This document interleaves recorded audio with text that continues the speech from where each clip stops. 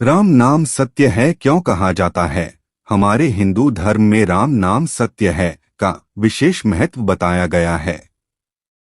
कहते हैं इस नाम का 3 बार जप करने का फल 1000 बार किसी भगवान का नाम लेने के बराबर बताया गया है। अंतिम संस्कार के समय जब शव को ले जाया जाता है तब राम नाम सत्य है बोलते हैं, जबकि किसी खुशी के समय इन 4 शब्दों को नहीं बोला जाता।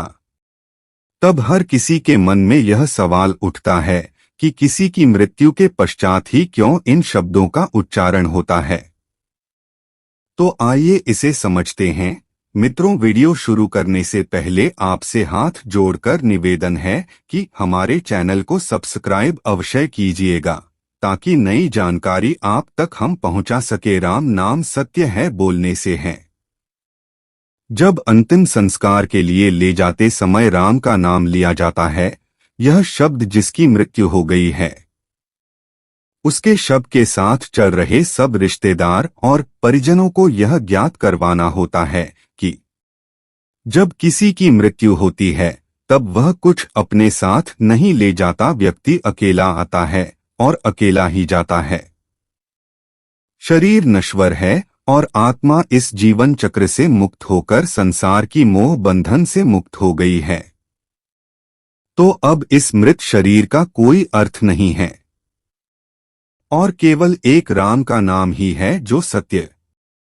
इस राम के नाम को जपने से हमेशा यह एहसास हो जाता है वह व्यक्ति इस संसार से चल गया है।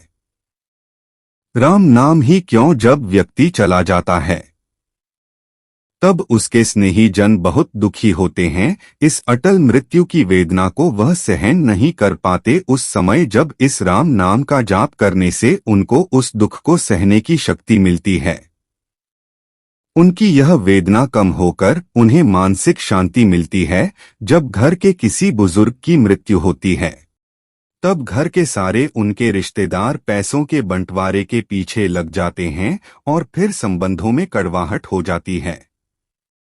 वह यह नहीं समझ पाते कि यह सब लोभ और मोह की माया है। कभी ना कभी उनकी भी मृत्यु होगी। जो जैसा कर्म करता है वह उसे भोगना पड़ता है, अर्थात उसका अगला जन्म उसी के आधार पर निश्चित किया जाता है।